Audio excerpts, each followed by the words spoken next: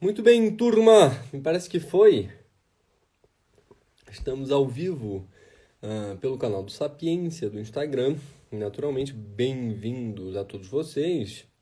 E estamos aqui, como vocês muito bem sabem, para corrigir a prova de História do Brasil da primeira fase, tá? Eu espero, em primeiríssimo lugar, turma, que vocês tenham feito, melhor dito, perdão, uma prova absolutamente sensacional, tá? Porque, diga-se desde já, não foi uma prova fora da curva, tá? Muito pelo contrário, me pareceu uma prova totalmente razoável nos padrões mais clássicos possíveis do CACD.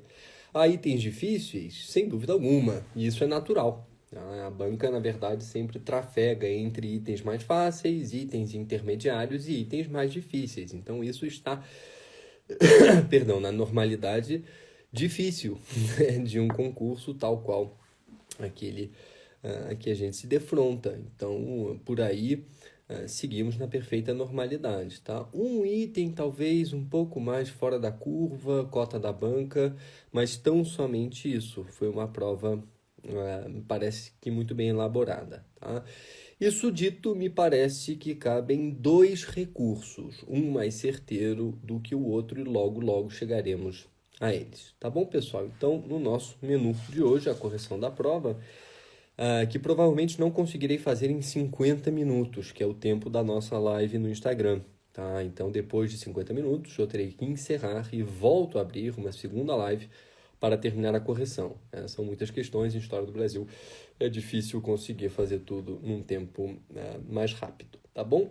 Isso dito, pessoal, vou lidar com o caderno tipo A, tá? Que começa então, questão 44, com o texto introdutório do Afonso Carlos Marques dos Santos, A Invenção do Brasil, e pedia-se então para julgar certo ou errado acerca dos itens, ou melhor dito, julgar certo ou errado nos itens acerca das diferentes dimensões do processo de independência, o que me parece uma questão totalmente natural, né? Tendo em vista que estamos no bicentenário. Vamos ao nosso primeiro item, que dizia da seguinte forma: a contratação de artistas e artífices na França em 1816 para trabalharem no Brasil foi uma iniciativa oficial do príncipe regente Dom João. Já não funciona.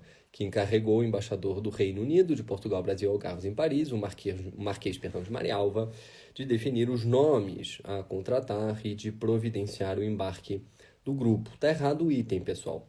Está errado o item porque a gente não pode perder de vista que a missão artística francesa era constituída por bonapartistas, né, que ficaram desempregados, né, por um lado na França, restauracionista de Luís XVIII, mas o que mais interessa é que, sendo bonapartistas, não foram bem recebidos, né, por uma corte joanina que havia sido expulsa por Napoleão Bonaparte. Então, muito dificilmente teria sido uma iniciativa oficial do príncipe regente Dom João contratar esses artistas bonapartistas. Não foi o caso, tá? Há um pouco de discórdia historiográfica, como só ia acontecer, o historiador não se entende um com o outro, mas basicamente as duas linhas mais aceitas na historiografia é que a missão teria vindo da livre, né, espontânea vontade do Joaquim Le Breton, tá, que foi a principal liderança do grupo, justamente porque havia ficado o grupo desempregado na França, ou a segunda linha historiográfica aponta aí sim para iniciativas tanto do Marquês de Marialva quanto do Conde da Barca, né, o Antônio de Araújo de Azevedo, que era um francófilo desde os tempos da pré-transmigração da coroa. Tá? Em todos os casos, não funciona o item devido àquilo que acabamos de assinalar. Podemos seguir em frente. 2.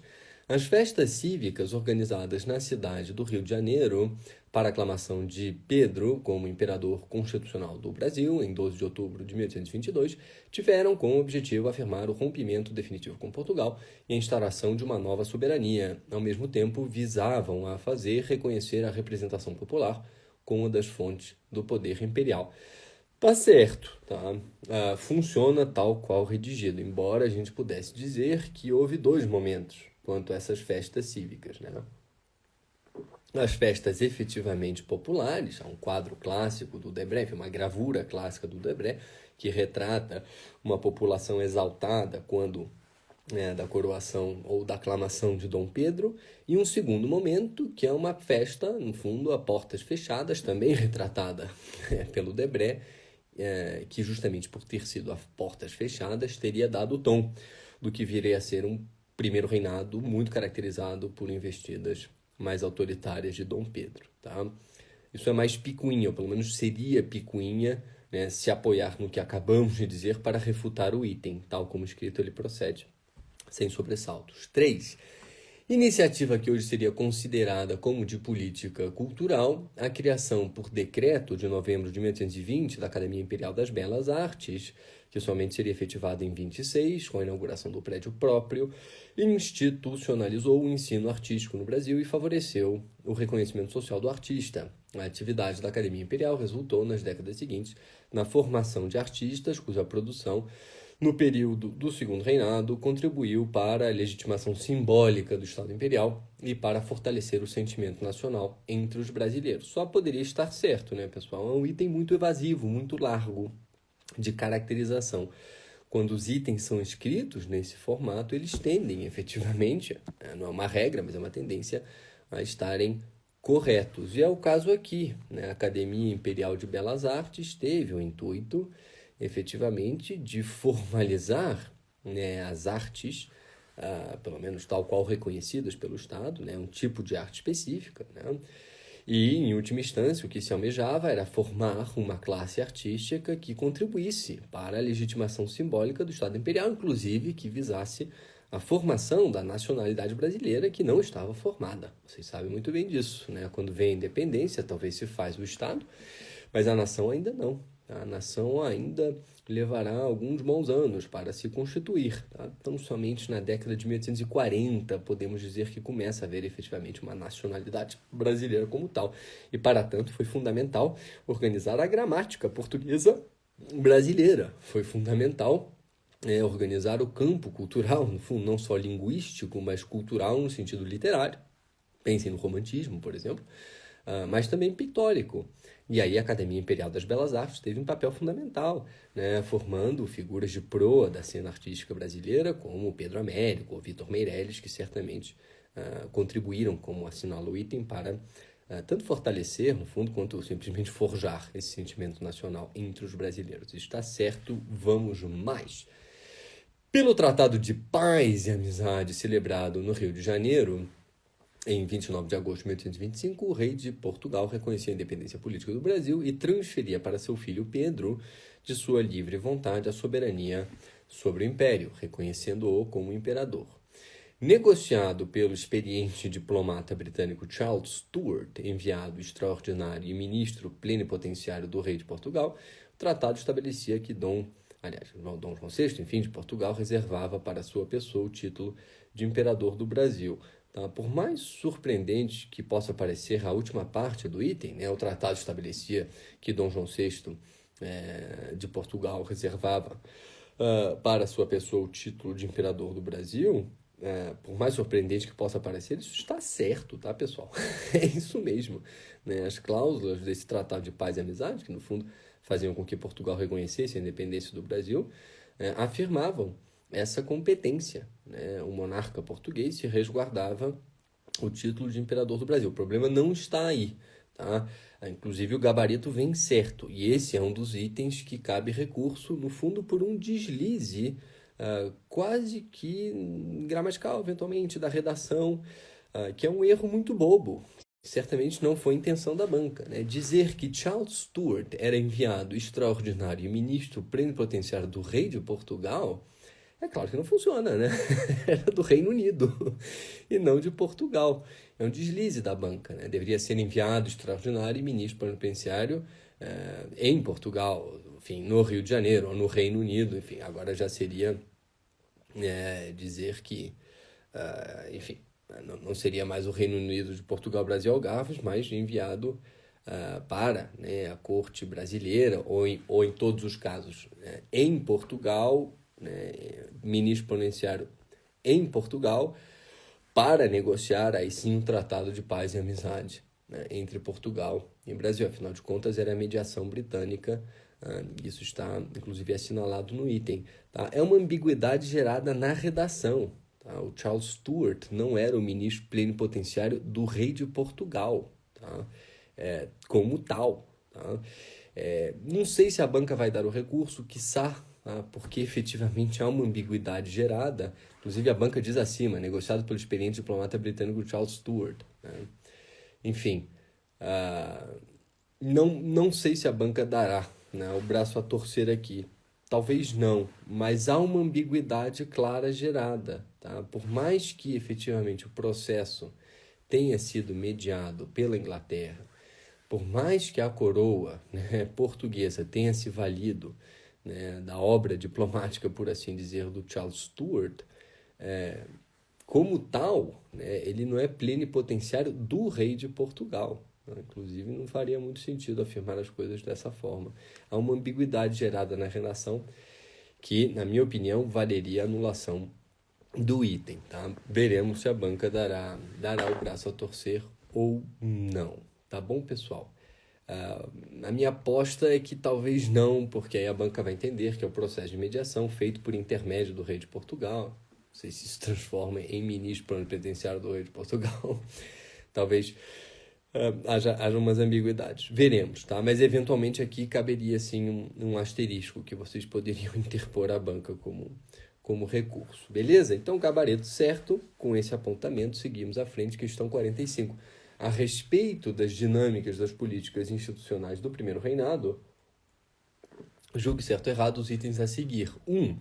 Com a reabertura da Assembleia Geral em 1826, o que é correto, somente foi aberta em 26, né, já transcorrendo a Guerra Cisplatina, né, o que claramente assinala para as tensões notórias entre os ditos brasileiros liberais e os coimbrãos, né, ligados a Dom Pedro.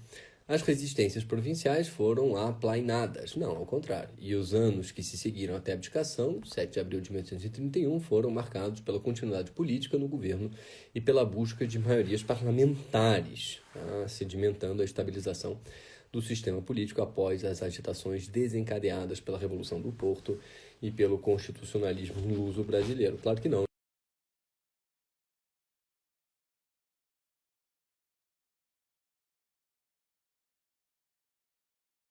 Entre Dom Pedro e as facções brasileiras, né, especialmente as mais liberais. Né? De fato, eram elas as que mais se opunham às vertentes coimbrãs de Dom Pedro. Tá? Então, dizer que as resistências, nesse sentido, inclusive as provinciais, né, claro, foram aplainadas e que tudo seguiu numa boa, né, num clima de concórdia, é um disparate, porque o primeiro reinado rima justamente com crise. É crise política, crise econômica e crise na política externa é um problemão.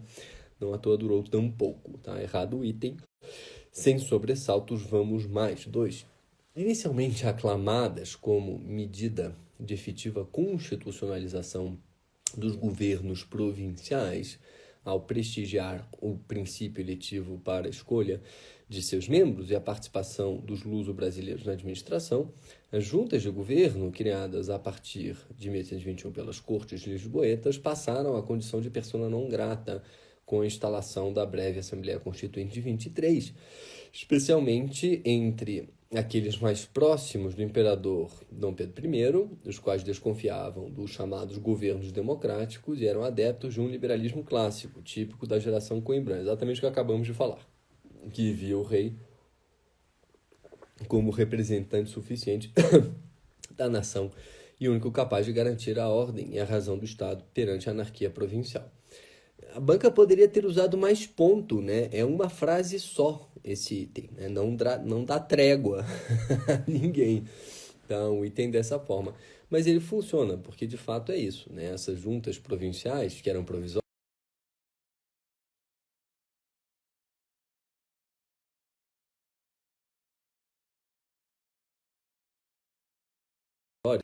inclusive inclinados a indisposições com uma ordem mais concentradora do poder nas mãos do imperador. Isso se afigurou justamente na Constituinte de 23. Aqui não há sobressaltos. Vamos mais.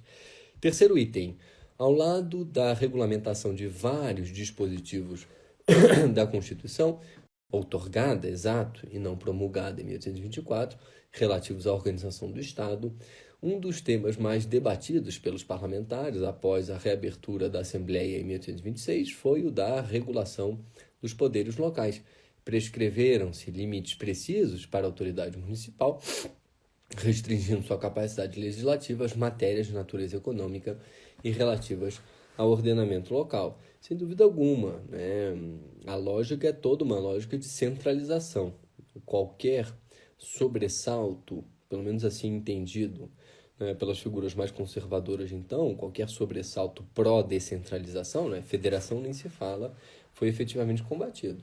E a lógica era de regulamentação dos poderes locais, provinciais ou municipais, restringindo toda e qualquer, né, capacidade administrativa mais expressiva. E aqui, no caso, se reduz a capacidade legislativa muito miúda das localidades a matérias, né, de natureza econômica também muito restritas, tá? E questões mais pontuais de posturas municipais, né, ordenamento local, né, as vias, né, a circulação, a ordem de circulação das vias públicas, por exemplo, coisas do gênero. Tá? Mas não mais do que isso. Evidentemente, estamos num processo de centralização e não de descentralização do poder. Isso seria revertido justamente quando o início do período regencial e, sobretudo, no marco, né, do avanço liberal, de 1831 até a virada de 36 para 37 do século XIX. Certo item. Vamos mais. 4. Na agenda externa do primeiro reinado, assuntos como guerra e finanças tomaram grande espaço nos debates parlamentares a partir de 1826. Em questão estavam a Guerra da Cisplatina, na região da Bacia do Rio da Prata, e os tratados de paz e aliança com a antiga metrópole e de proibição do tráfico de escravizados africanos, firmado com a Inglaterra. Em todos os casos, apesar das pressões orçamentárias, dos riscos econômicos e das críticas pontuais quanto à submissão brasileira aos interesses ingleses, os gastos da guerra contra os portenhos, as indenizações pagas e a abolição do tráfico atlântico ganharam rápido e incontestável apoio entre as elites senhoriais e seus representantes no parlamento e seguiram sem resistências para a sanção imperial, como previa o mandamento constitucional de 1824. É um disparate. Tá?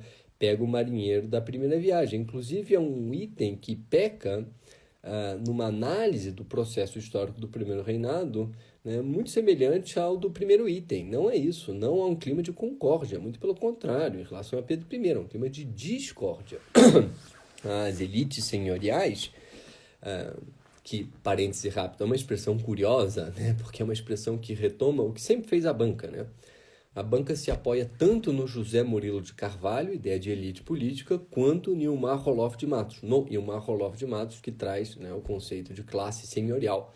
E, no fundo, são percepções analíticas que partem de um fundo teórico completamente conflitante. O José Murilo é weberiano, o Ilmar Roloff de Matos é marxista.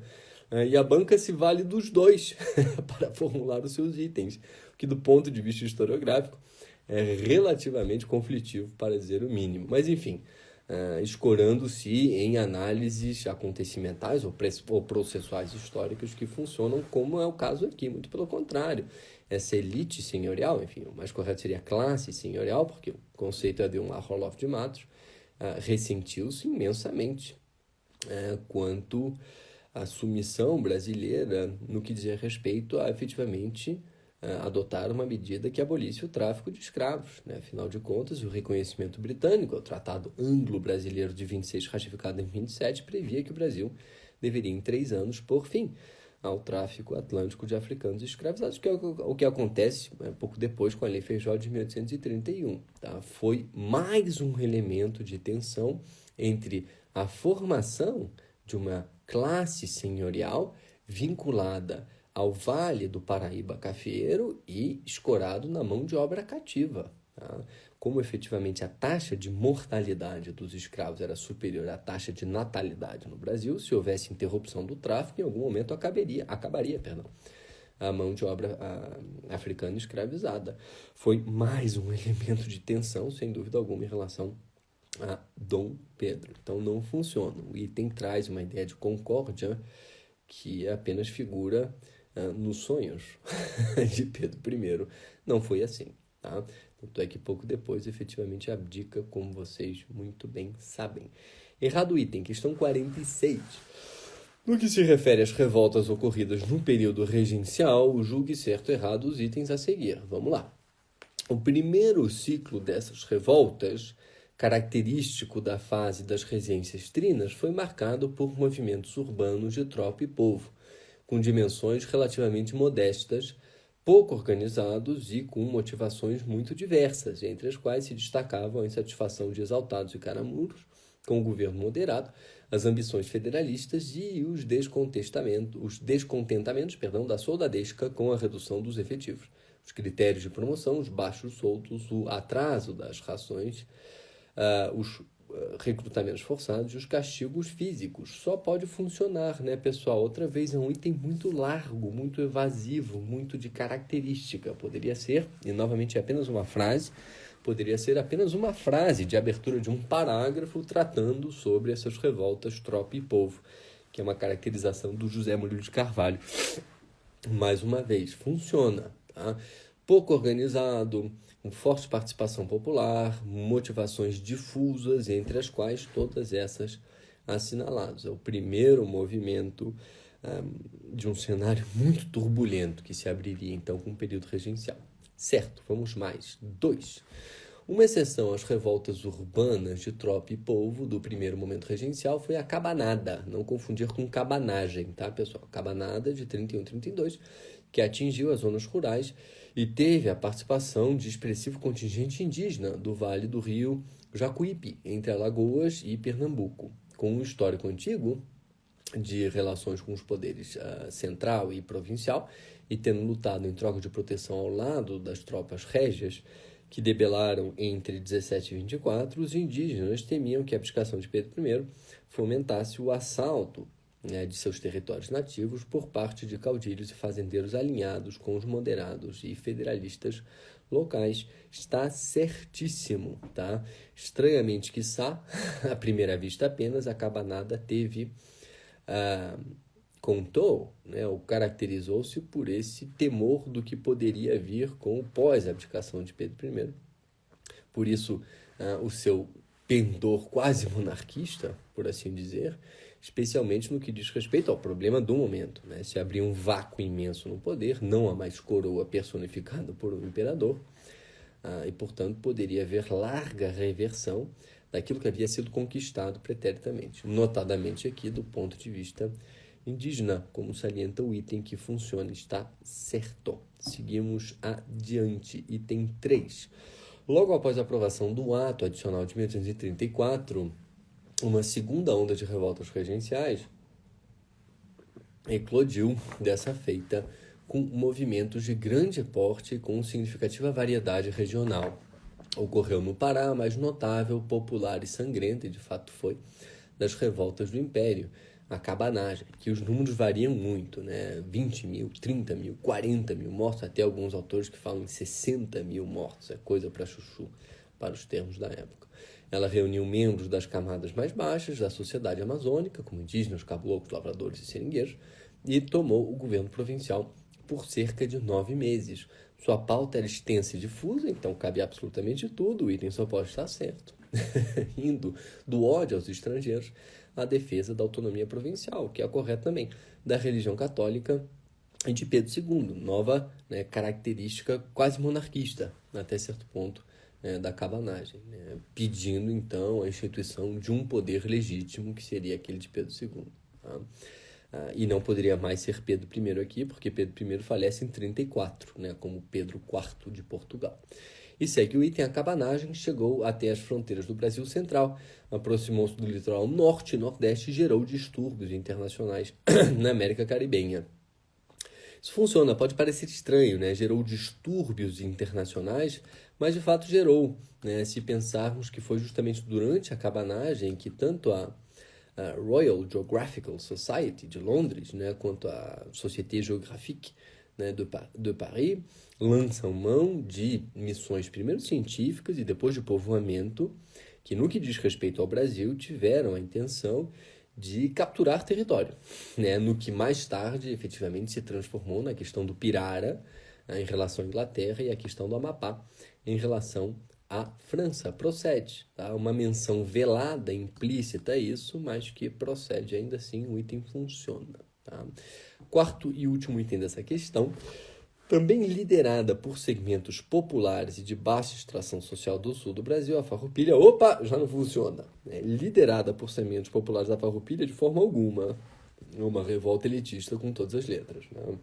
Embora tenha contado com participação popular, né, as principais lideranças, né, farrapas, por assim dizer, eram estancieiros locais, era elite local. Foi o mais longo conflito interno do Império, sem dúvida alguma, durou de 35 a 45 do século XIX.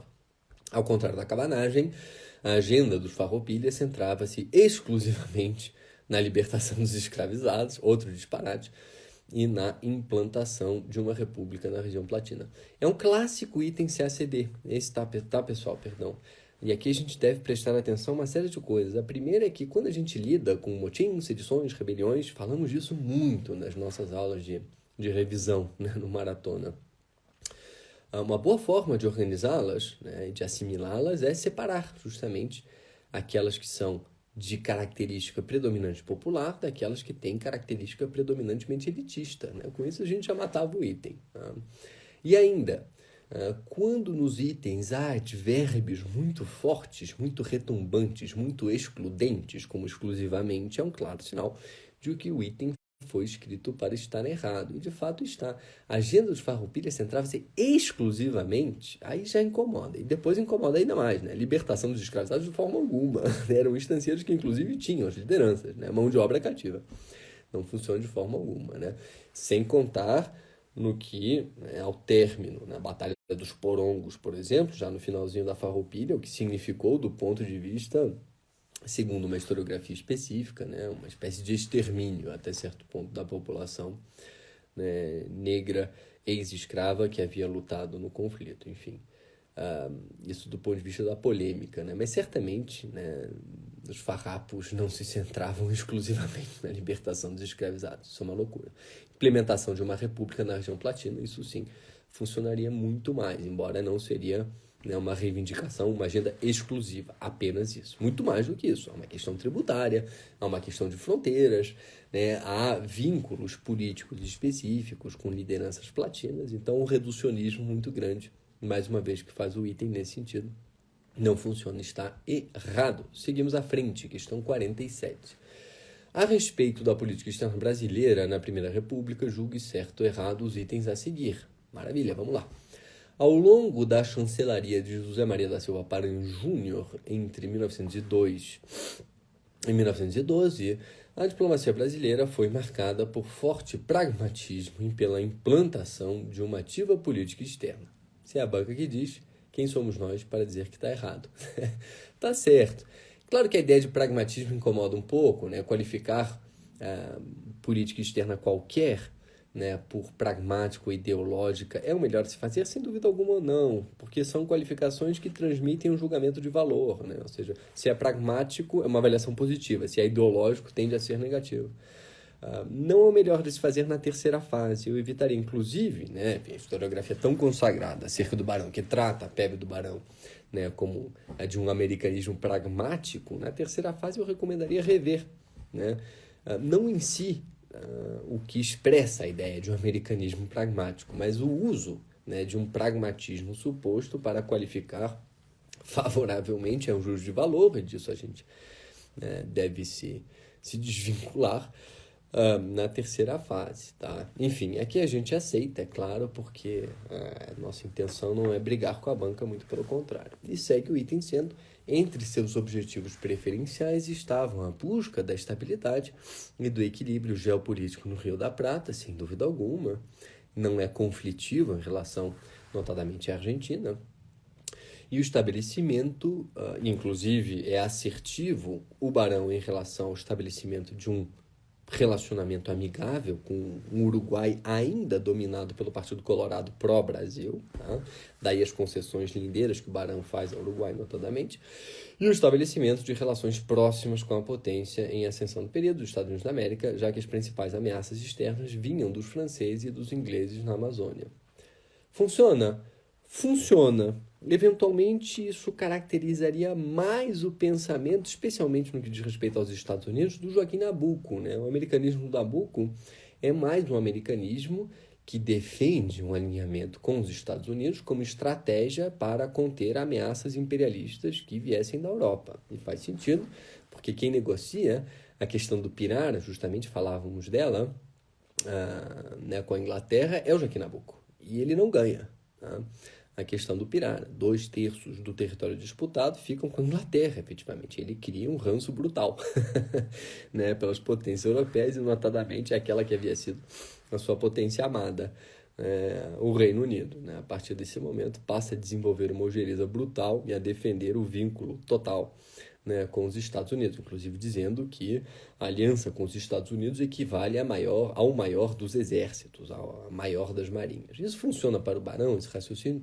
Funciona, mas até certo ponto. Né, até certo ponto, porque o Barão desconfia, inclusive, do imperialismo dos Estados Unidos, que poderia atingir perfeitamente o Brasil. Tá? Ele sabe que os Estados Unidos agiriam em relação ao Brasil até o limite dos interesses estadunidenses. Tá? Assim como escrito, funciona, não podemos fazer com que a banca diga aquilo que ela não diz. Tá? Isso é um deslize que muitas vezes a gente incorre, a gente bota palavras na boca da banca. Né? Não dá. Tal como dito, funciona. Seguimos em frente. Item 2. Rio Branco negociou o Acre com a Bolívia e com o Peru, recorrendo ao princípio de uti possidetis, não utis possidetis, mas tudo bem, a gente aceita, extraído do direito internacional. O Tratado de Petrópolis, de 1903, assinado pelos 3 países, resultou no pagamento... Aí já não funciona, né? Assinado pelos 3 países é um disparate. Né? O Tratado de Petrópolis entre o Brasil e a Bolívia, ponto.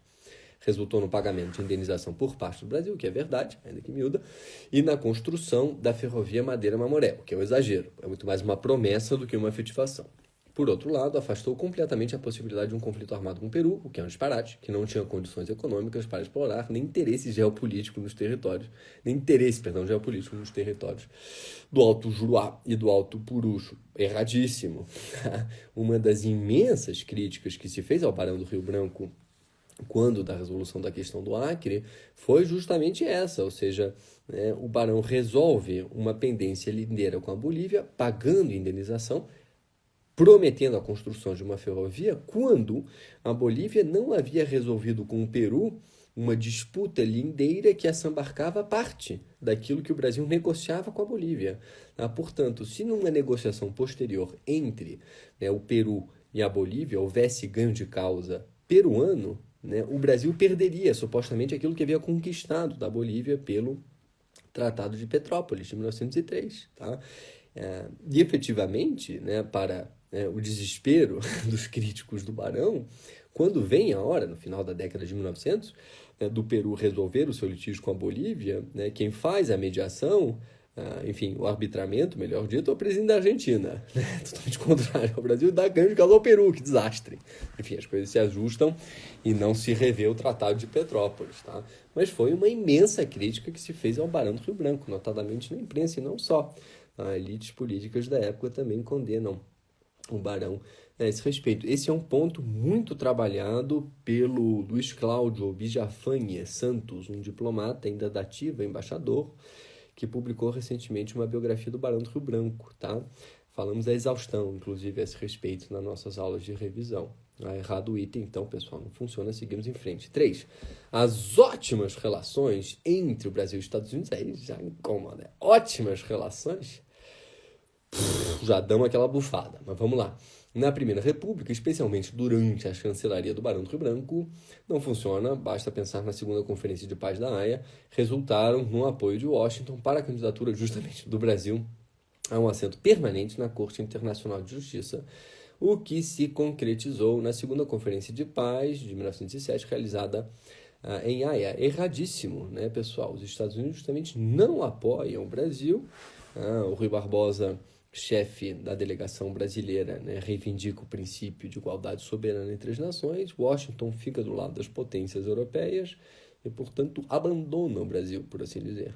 O que ratifica justamente, né, a visão de política externa do Barão do Rio Branco, segundo a qual os Estados Unidos agiriam, né, até os limites dos interesses estadunidenses. Né? Essa aliança com o Brasil não seria essa aliança não escrita, né, nos termos do Bradford Burns, não escrita no sentido, né, que poderia inclusive prescindir de um tratado específico porque era sólido o suficiente para tanto. Né? A prova que não era exatamente isso é justamente a posição dos Estados Unidos, ou foi a posição dos Estados Unidos na segunda conferência de paz da AIA. Errado o item, turma. Seguimos. Para a região Platina, o Barão do Rio Branco, convicto monarquista, já incomoda, era monarquista, sim, mas, bom, convicto já é um pouco mais estranho, né? Nunca teve um arrobo monarquista do ponto de vista político efetivo. Era um barão na República, não haja dúvida, mas nunca reivindicou, né, um retorno a um império ou a instituição, perdão, de eventual terceiro reinado. Já é um pouco estranho, mas seguimos. Retomou a política de contenção da Argentina aplicada pelo Império do Brasil. Errado também. Como diz, inclusive, o item anterior, o primeiro, a política do Barão é muito mais de equilíbrio geopolítico no Rio da Prata, né, e de estabelecimento de relações amistosas com os países platinos. Não é uma lógica de contenção à Argentina. Seu objetivo era recuperar a posição hegemônica do Brasil no Cone Sul. Errado. Para tanto, abandonou a diplomacia baseada na ideia de paciência estratégica para com o vizinho, que é uma adaptação um pouco anacrônica. Essa ideia de paciência estratégica qualificava um pouco as relações do Brasil com a Argentina na época do PT, né? Um pouco estranho. Assim dito, enfim, se quisermos, mas em todos os casos, não. Né? Não há uma posição ríspida em relação à Argentina, basta pensar no Pacto ABC, projetado, mais do que projetado, né? Muito altiva e ativamente, para também retomar uma categorização de política externa mais recente, essa proposta altiva e ativa do Barão para com o Cone Sul, que não é uma lógica hegemonizante do Cone Sul, mas é muito mais uma lógica de equilíbrio geopolítico. Tá? Errado o item também, pessoal. Seguimos para a questão de número 48, avançando no tempo. Tá? Considerando o texto apresentado quanto ao regime oligárquico da Primeira República e as suas dinâmicas políticas, julgue certo ou errado, os itens a seguir. Vamos lá. Com a chamada política dos estados, Campos Salles buscou estabelecer relações de compromisso entre o Executivo Federal e os executivos estaduais, possibilitando a formação de um legislativo minimamente, advérbio é ótimo, coeso no plano federal, capaz de dar sustentação às políticas a serem implementadas. Corretíssimo, é isso mesmo. Também, não exclusivamente, mas também. A política dos estados é, né, uma forma de relacionamento institucional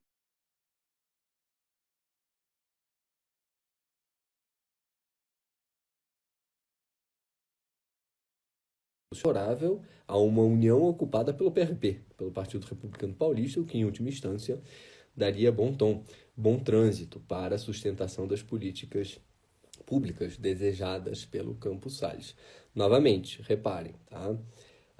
Um item muito evasivo, muito largo de caracterização, quando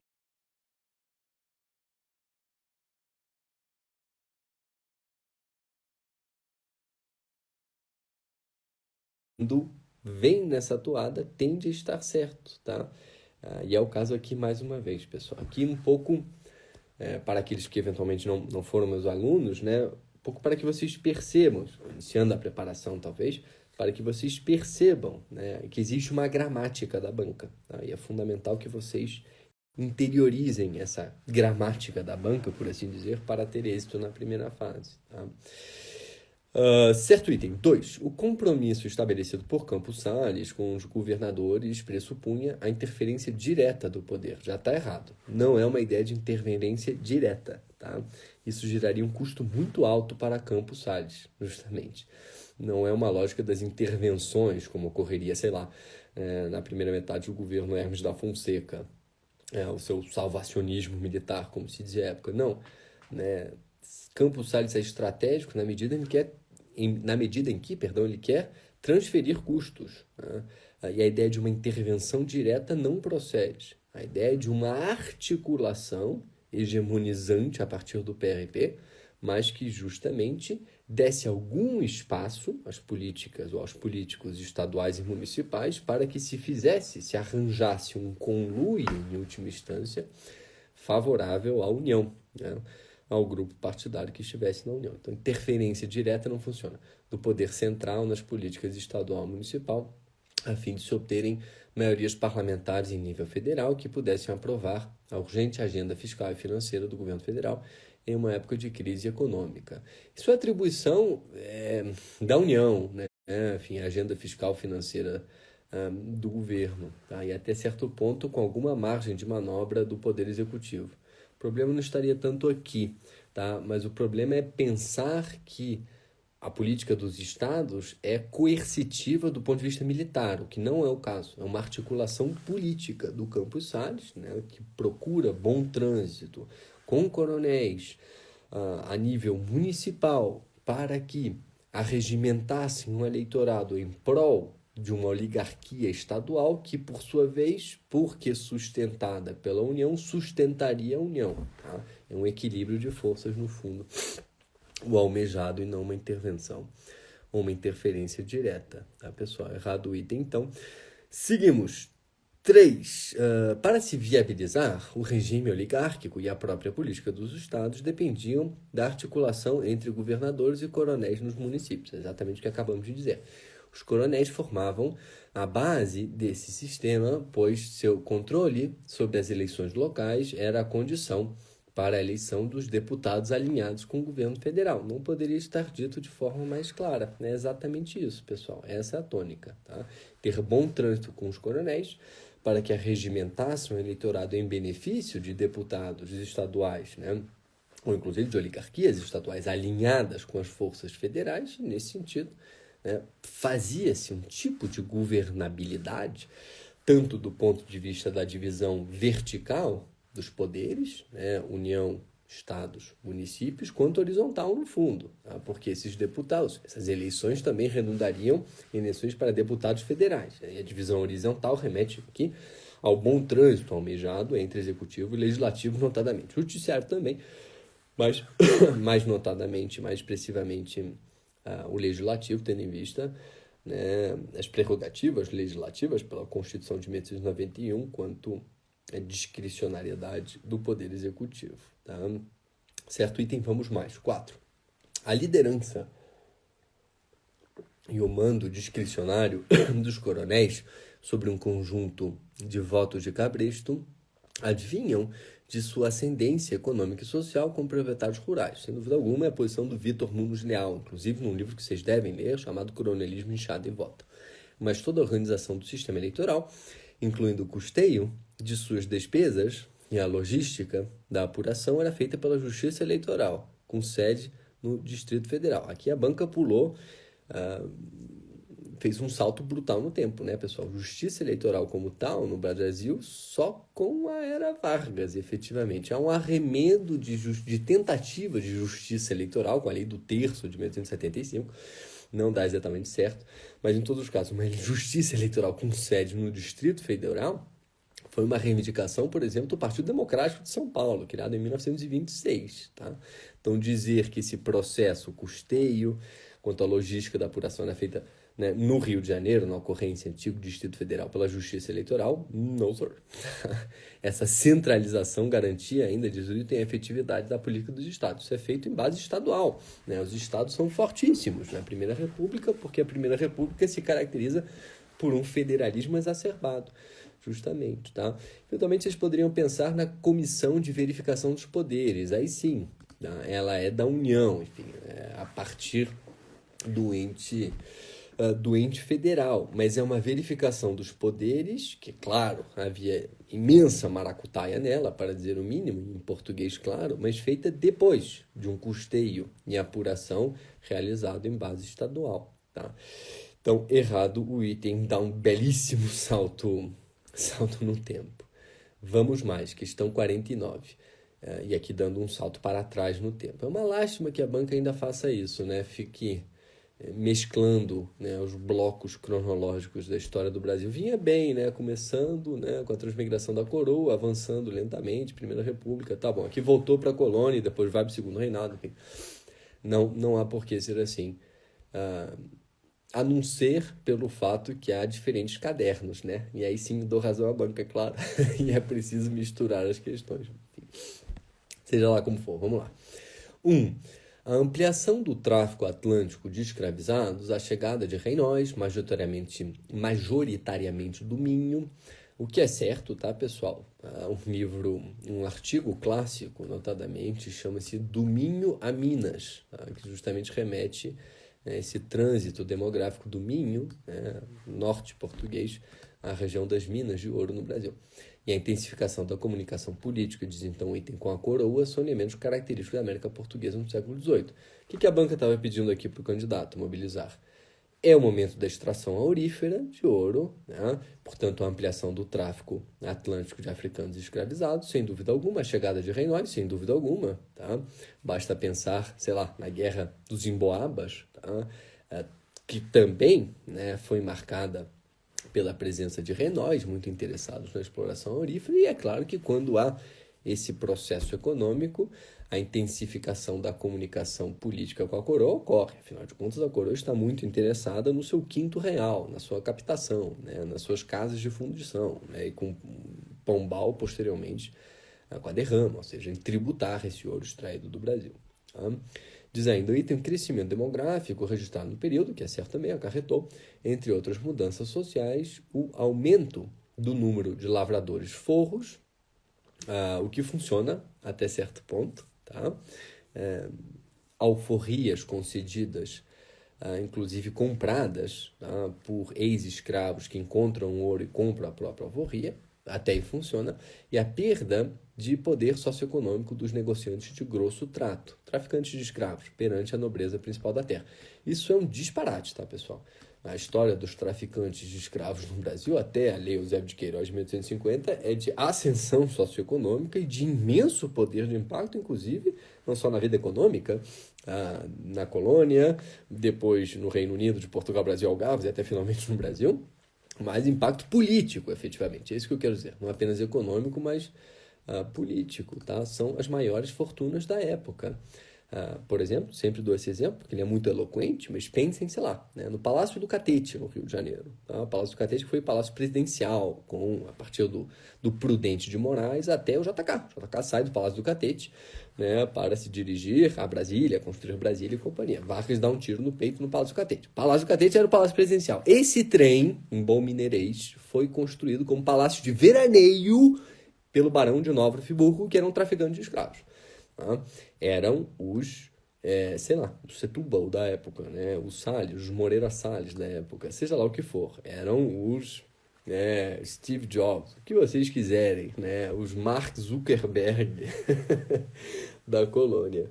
Então, perda de poder socioeconômico é um disparate. Está entrando mais escravo, alguém trafica, alguém enriquece com isso. Inclusive, do ponto de vista lógico, o item entra em contradição, não funciona, está errado. Chegamos aos 50 minutos de aula, enfim, de revisão, de correção, tá, pessoal? Interrompo aqui, aproveito 5 minutinhos para fazer um belíssimo...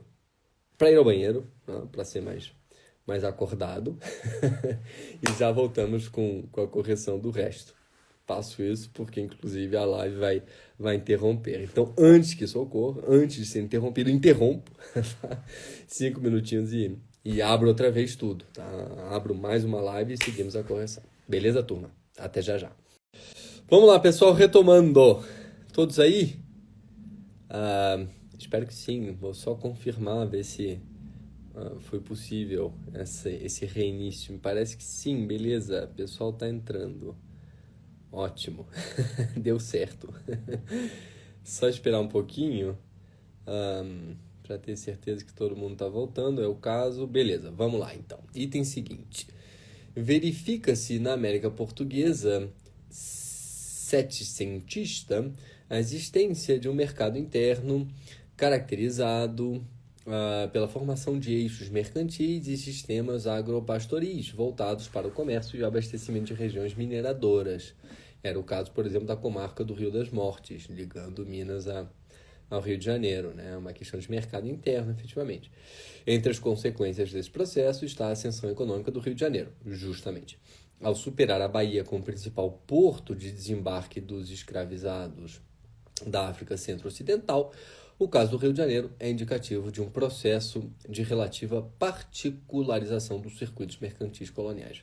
Funciona? Funciona, tá? É um item perfeitamente calcado, turma, nas ponderações historiográficas do João Fragoso, tá? Toda a luta historiográfica do João Fragoso, do Instituto de História da FRJ, foi se contrapor às análises do Fernando Novaes, da USP, análises que enxergavam, né, a colônia nas suas relações sistêmicas globais com o Império Português e daí, né, para o mundo como fornecedor, no fundo, de matéria-prima, ou minerais específicos, né, como, né, a extração aurífera, diamantes, né, e assim por diante. A ideia do Fragoso foi contrapor-se a isso, dizendo, inclusive, que o mercado interno era mais robusto nos 700, no século XVIII, até certo ponto, do que a economia voltada para fora. Tá? Então é justamente isso que o item está testando, né? Se o candidato conhece, no fundo, essa linha historiográfica do João Fragoso. Há um mercado interno, que é robusto, e que tem dinâmicas próprias, segundo o João Fragoso, desligadas, até certo ponto, das dinâmicas comerciais globais. É tão simples quanto isso, está certo, porque justamente há, né, uma ponderação, uma vertente historiográfica perdão, que vai nesse sentido. Seguimos. O declínio da produção aurífera afetou as regiões da capitania de Minas Gerais de forma desigual. Os centros urbanos e os termos de Vila Rica e Mariana foram mais afetados, sem dúvida alguma, né? Vila Rica, atual Ouro Preto, e Mariana emergem, inclusive do ponto de vista não só urbanístico, mas artístico, com o barroco clássico mineiro a partir do descobrimento aurífero, né? E declina conforme o declínio aurífero. Foram as regiões mais afetadas, ou foram mais afetados esses termos do que a região, justamente falávamos dela, da comarca do Rio das Mortes, uma vez que esta irrigava o vasto mercado interno da capitania e até mesmo o Rio de Janeiro. Certíssimo, mais uma vez aqui, é João Fragoso na veia. 4. A organização familiar na sociedade da América Lusa do século XVIII esteve pautada por concepções corporativas e estamentais de antigo regime. Aqui já incomoda muito, né? A historiografia mais recente, já nem é sequer mais tão recente assim, tem combatido muito essa ideia de uma organização colonial estamental, né? Quem defendia um pouco isso era o Raimundo Fauro, ou Faoro, né? No livro chamado Os Donos do Poder. A historiografia mais acadêmica, enfim, que tem revisitado a sociedade colonial, tem justamente assinalado para as diferenças entre um antigo regime estamental em Portugal e uma sociedade colonial que não era regida por essas concepções, ora corporativas, ora estamentais. Tá? Errado, portanto. E diz aí do item, a dinâmica social de uma monarquia pluricontinental, aqui é Manuel Espanha na veia, um historiador português, como a portuguesa permitia a construção de relações de parentesco extensas, reunindo, além dos consanguíneos, colaterais, criados, escravizados, classificados e organizados por uma hierarquia rigidamente vinculada ao nascimento. Tampouco, tá? Contrariamente a uma ordem estamental é aquela que se caracteriza em primeira instância por estamentos rígidos, nobreza, clero e terceiro estado. Quem nasce no terceiro estado, interessa o que faz, vai morrer no terceiro estado. Quem nasce nobre, não interessa o que fizer, morrerá nobre. A grande introdução jurídica, por assim, da Revolução Francesa é a classe social. Juridicamente, a classe social, ela não interpõe barreiras ao trânsito social. Tá?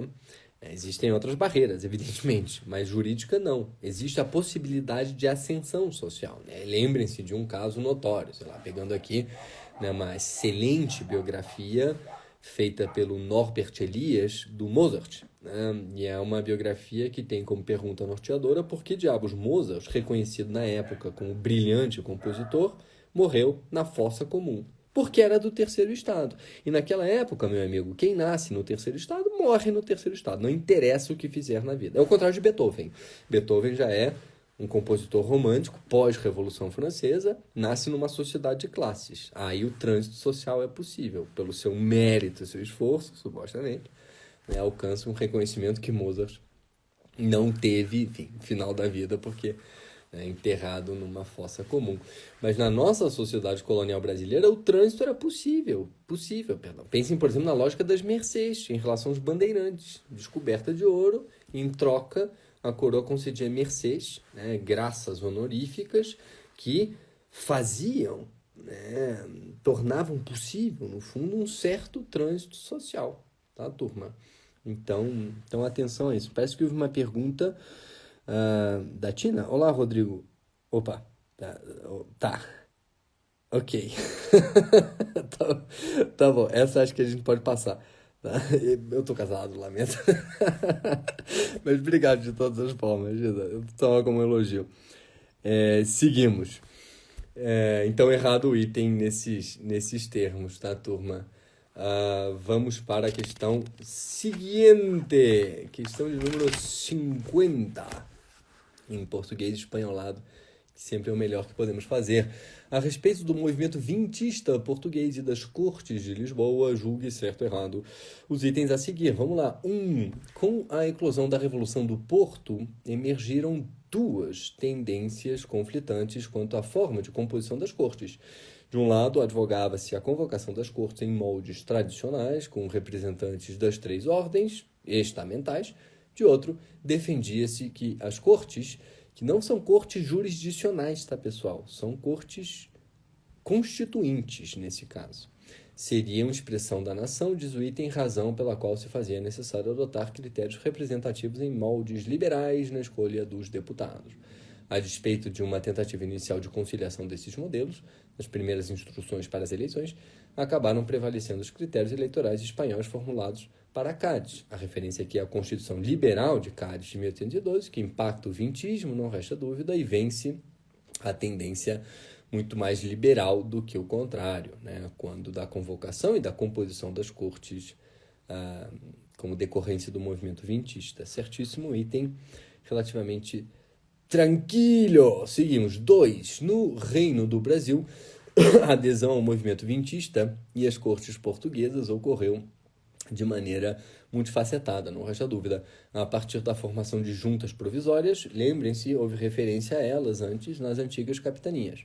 O processo foi desencadeado no Pará, em janeiro de 21, e a seguir na Bahia, em fevereiro de 21, antes mesmo da aprovação das bases da Constituição pelos deputados reunidos em Lisboa, certíssimo também. A adesão às cortes foi multifacetada, não foi imediata e não foi coesa.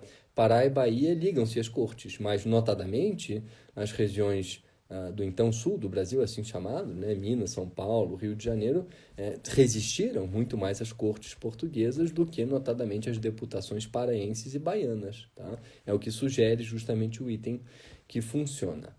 3. Chegamos ao item cota da banca. Tá?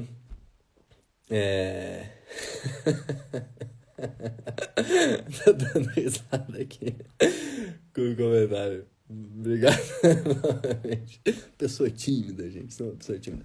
Mas vamos lá para esse item, que é o item cota da banca, tá? Sempre tem um item cota da banca, é esse aqui. O deputado Pereira do Carmo, Vis Maria Nossa Senhora da Cruz, tá? Esse é um momento que, perfeitamente, no Nordeste é qualificado como momento Vis Maria, né? E é o caso. Quem diabos é Pereira do Carmo? Relator do projeto das bases da Constituição, isso funciona, sustentava que a Constituição não era um instrumento de regeneração.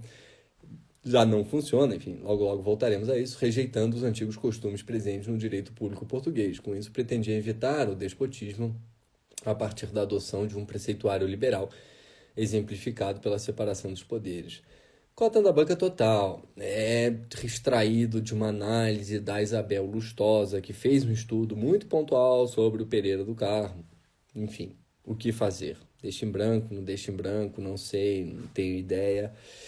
Voilá, aqui ou se sabe ou não se sabe, porque justamente não é tanto um processo histórico que está em análise, mas é um dado factual, um pouco coqueteleiro, até certo ponto, né? Aqui imagina a pessoa, Pereira do Carmo, naturalmente, sustentava as bases do projeto da Constituição, mais ou menos, né? Enfim, cota da banca sempre tem, é o caso. Por que não funciona esse item? De forma simples e grossa. Pereira do Carmo era um liberal? Não resta dúvida. E um liberal fortemente liberal. inclusive defendendo a rígida separação dos poderes. Onde não funciona é que Pereira do Carmo justamente faz parte de um movimento de regeneração, e essa regeneração deveria ser constitutiva de uma Constituição liberal, justamente. Então, dizer que sustentava que a Constituição não era um instrumento de regeneração não funciona, é o exato oposto. Voilà. Chato? Chato, sem dúvida alguma. Mas fazer o quê? Né? C'est la vie, passando aqui pro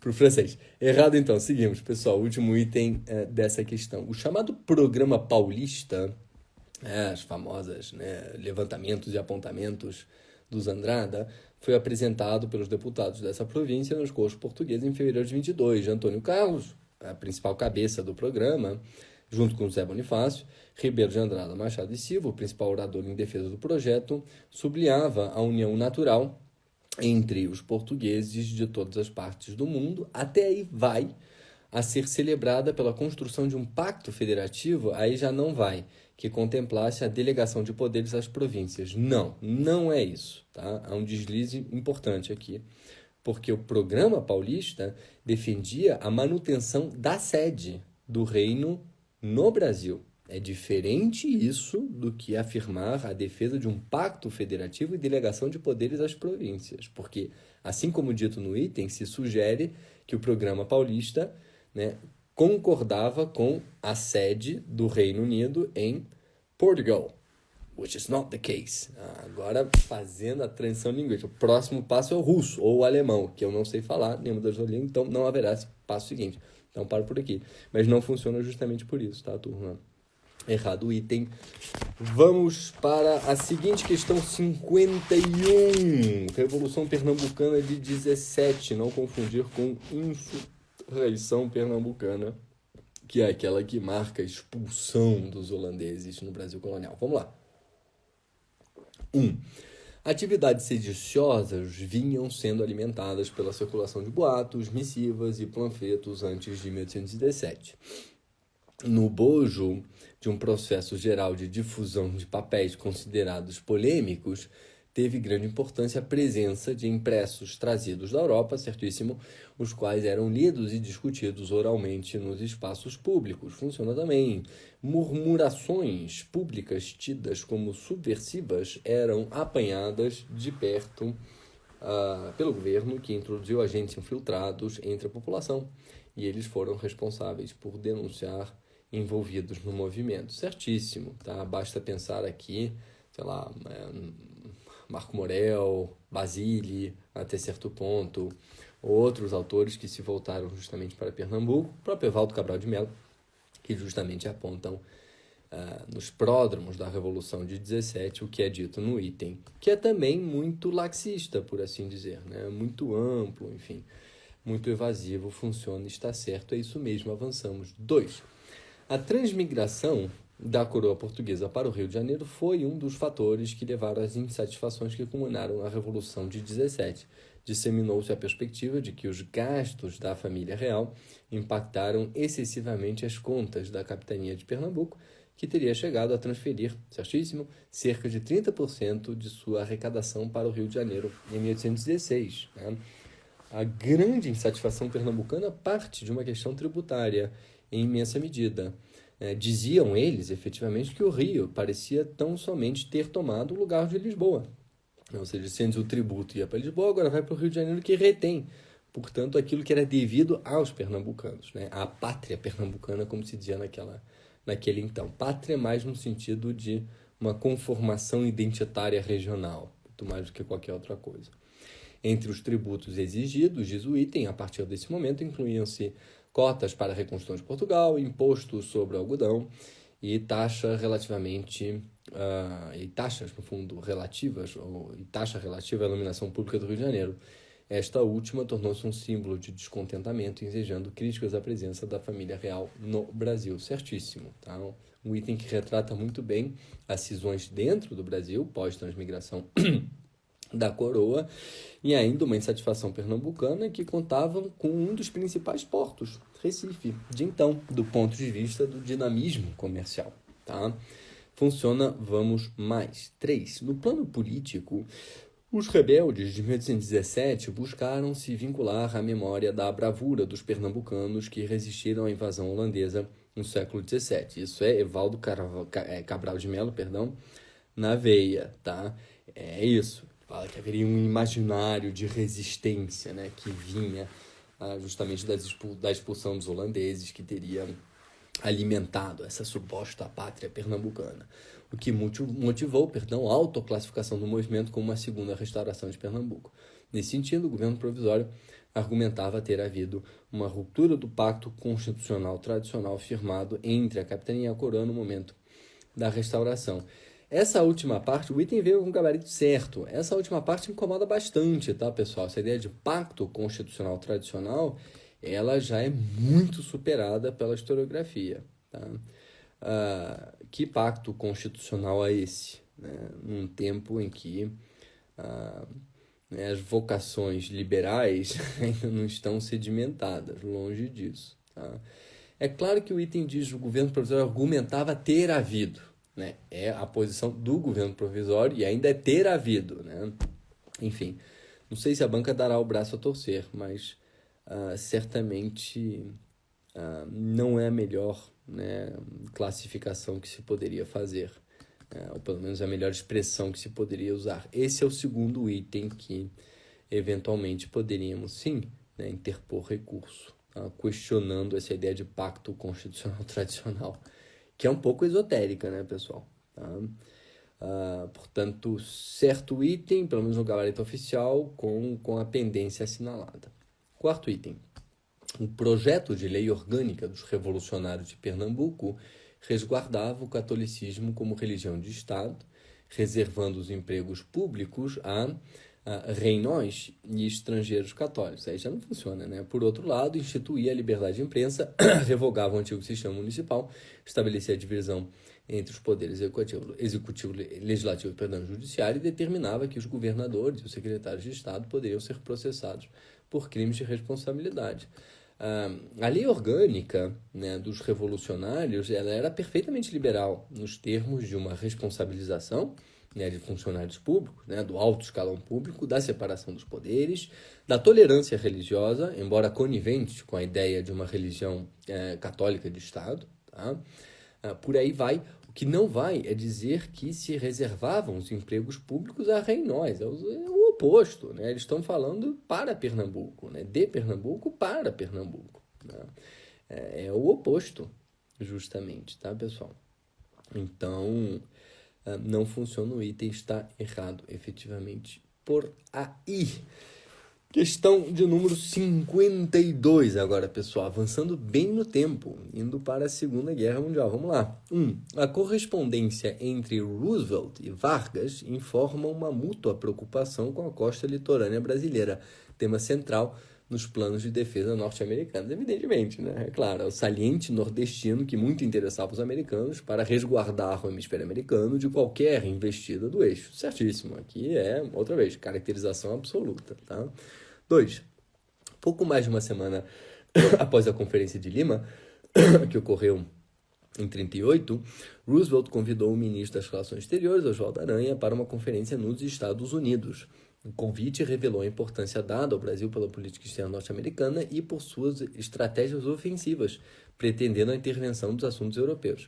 No, sir, né? De forma alguma. A ideia ainda é a ideia de um isolacionismo, tá? Não é a entrada dos Estados Unidos na Segunda Guerra Mundial. Deveria ocorrer ainda em dezembro de 1941, Pearl Harbor, os Estados Unidos entram no conflito e aí sim o negócio descamba. Até lá, o projeto norte-americano é de resguardar o hemisfério americano da situação bélica na Europa. Tá? Então, erradíssimo, não funciona de forma alguma. 3.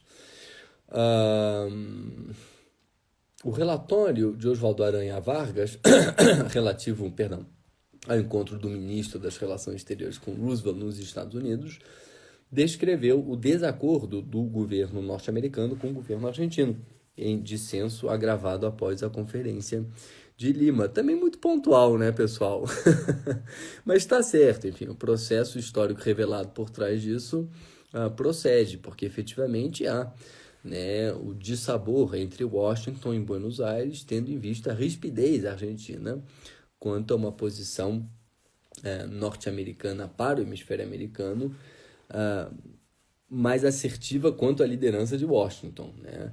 E mais assertiva no sentido de criar uma solidariedade continental, era o espírito da Conferência de Lima, sob a batuta norte-americana. Tá? Isso incomoda efetivamente a classe política argentina, que não deixou, inclusive, de mostrar algumas boas simpatias em relação ao eixo. Tá?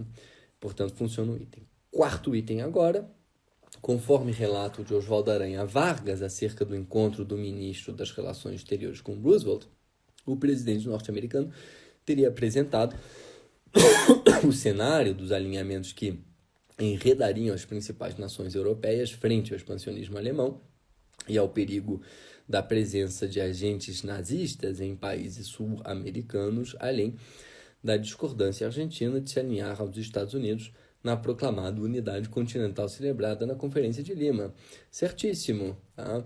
Que faltou talvez um pouco de imaginação, né? A banca retoma quase que exatamente aquilo que, né, ponderava no item anterior.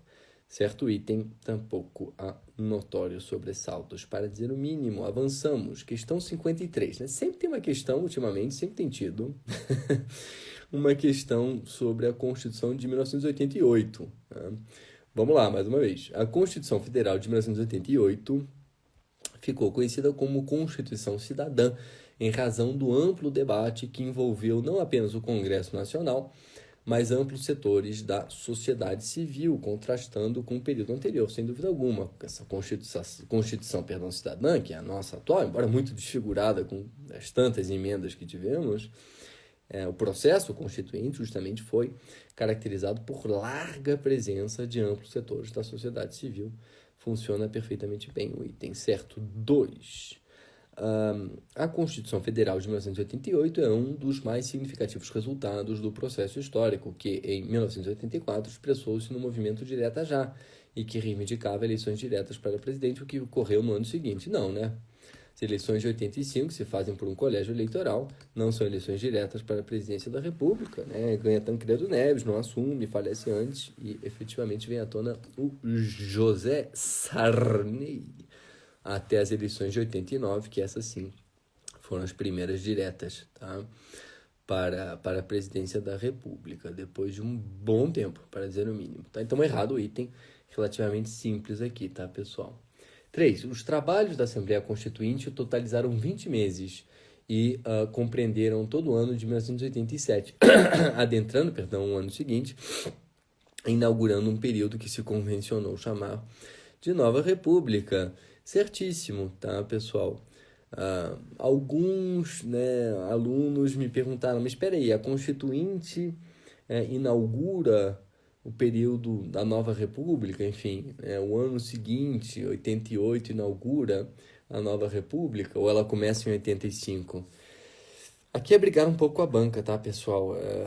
Honestamente, né, se a Nova República começa, né, com a promulgação da Constituição ou com a transição, não é exatamente, né, um ponto de discórdia na historiografia, porque sequer há um debate sobre isso, tá?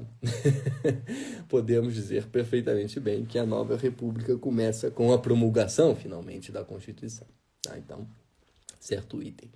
E quarto item, finalmente, com o movimento pelas diretas já em efervescência, no ano de 84, a emenda constitucional Dante de Oliveira foi aprovada no parlamento. Erradíssimo, né? Retoma exatamente o mesmo problema do item 2. Não, a emenda do deputado mato-grossense Dante de Oliveira sequer foi aprovada na Câmara Baixa, na Câmara de Deputados. Tá? Então, erradíssimo, não tivemos direta já nesse início ainda, né, da década de 1980. Errado o item. E assim chegamos à nossa última questão, retorno no tempo, segundo reinado. Vamos lá. Primeiro item. Apesar da grande vitória, já está errado, né, militar conquistada em Santa Luzia em 42, as forças liberais comandadas por Teófilo Benedito Ottoni, a franca liderança liberal, derrotada justamente em Santa Luzia, acabaram derrotadas em seu, intento geral. Tá? Então, não funciona porque não houve essa grande vitória militar em Santa Luzia. Inclusive, os liberais ficam conhecidos como Luzias, pejorativamente, tá? Pejorativamente porque era uma forma dos saquaremas recordarem aos liberais que haviam sido derrotados em 42, as revoltas liberais em São Paulo e Minas, e notadamente no distrito de Santa Luzia. Tá? Errado por aí. Alguém me perguntou se eu poderia falar um pouco mais sobre isso. Esse isso seria o quê? A derrota em 42, enfim, espero a confirmação. E diz ainda o item, tal derrota evidencia-se pela insistente recusa do imperador em nomear o líder liberal para o Senado, mesmo que seu nome tenha aparecido 5 vezes na lista tríplice. Não é isso, né? A derrota se evidencia pela essa insistente recusa do imperador. Não, né? A derrota, no fundo, é uma derrota imposta às forças liberais que haviam se insurgido justamente com o retorno dos conservadores ao poder. Né? Houve o rápido momento do golpe da maioridade, as eleições do cacete, né, promovem um retorno dos conservadores ao poder, os liberais se insurgem e são derrotados novamente, pelo menos até 44, quando se inaugura o quinquênio liberal, mas aí numa outra lógica, porque os liberais justamente já endossam a tônica centralizadora. Então não é exatamente isso que propõe a nossa banca, que inclusive margeia com a imaginação histórica, para usar uma formulação elegante, tá? Tá bom, turma? Ainda pergunta a Auridete, vamos lá. A geração Coimbra não era conservadora? Item 2, questão 45. Vamos lá, deixa eu voltar rapidamente. Questão 45, item 2. É que a geração Coimbra era conservadora, não resta dúvida. Deixa eu voltar ao item.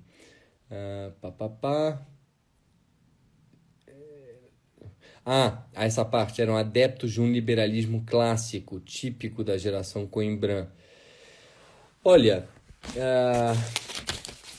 não sei se isso me incomodaria tanto, tá? Para ser francamente honesto com vocês. Na medida em que essa geração Coimbra, embora conservadora, ela é conservadora nos termos do liberalismo da época. Tá? A Carta de 24, por exemplo, ela é liberal em certos aspectos, mas conservadora em outros aspectos. Essa geração Coimbra, ela não é absolutista, tá, pessoal? Então, dizer que eram adeptos de um liberalismo clássico, é o contrário de um liberalismo radical, funciona, que é um liberalismo de classe, no fundo, muito contido. Tá bom? Mas é uma boa pergunta, é uma boa colocação essa, sem dúvida alguma. Parece que houve mais uma pergunta. Pergunta o Thales a respeito do Roosevelt. Indicação bibliográfica? Putz, há um monte. Tá? A gente poderia encher esse quarto aqui com um livro. Tá? Mas, especificamente para a questão, tanto o Francisco Doracciotto e o Vidigal, no livro História das Relações Internacionais do Brasil, mata o problema, quanto o já clássico do Rubens Recupero, esse aqui, A Diplomacia na Construção do Brasil, resolve o teu problema também, tá, Thales? Sem sobressalto qualquer, tá?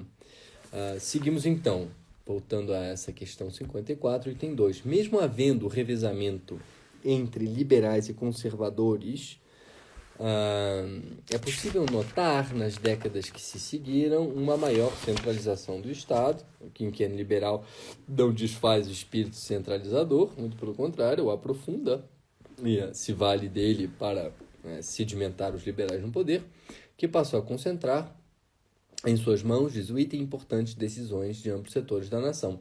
Protagonista desse movimento, o imperador Pedro II, valendo-se do seu poder moderador, reinava e governava. Se aceita essa visão? Pedro II reinava e governava ou só reinava? O debate historiográfico é imenso aqui, como vocês podem imaginar, tá, pessoal? Mas, de qualquer forma, não podemos refutar o item por isso, porque há historiografia suficiente para dizer que Pedro II reinava e governava. É a ideia do poder pessoal do monarca, salientada pelo Sérgio Buarque de Holanda, por exemplo. Tá?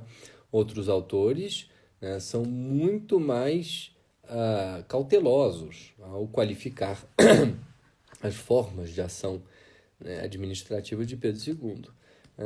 que reinava, não resta dúvida, e que governava nos limites estruturais dos setores econômicos dominantes, notadamente. Tá?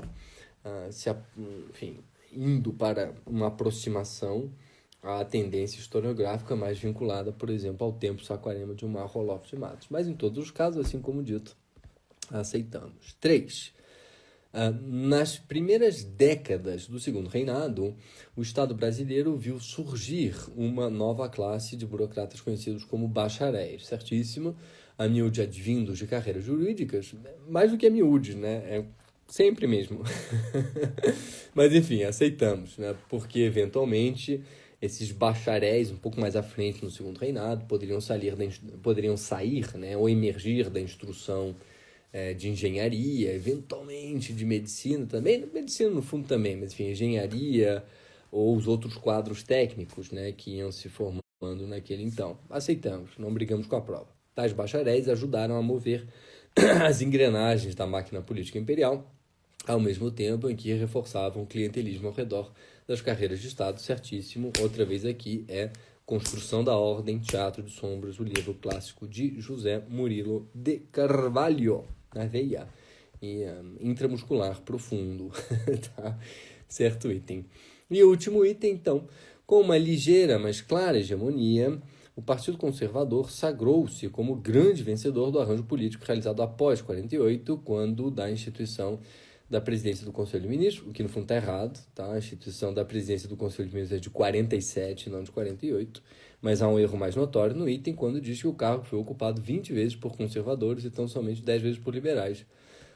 No fundo, os governos liberais foram ou estiveram no segundo reinado em maior número do que os governos conservadores, tá?